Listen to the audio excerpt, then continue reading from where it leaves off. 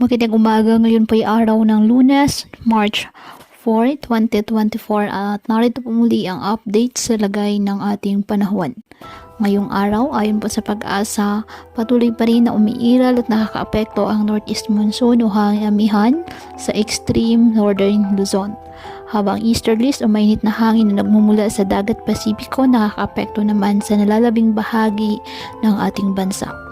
Wala namang bagyo o low pressure area na minomonitor sa loob at labas ng ating Philippine Area of Responsibility na maaaring makaapekto sa ating bansa.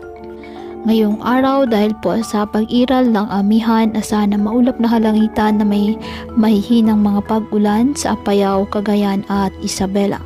Habang sa Batanes at Babuyan Islands, bahagyang maulap hanggang sa maulap na kalangitan with isolated light rains dahil po sa northeast monsoon. At ang nalalabing bahagi ng ating bansa kasama na pang Metro Manila, asahan din po ang generally maliwalas na panahon, fair weather condition.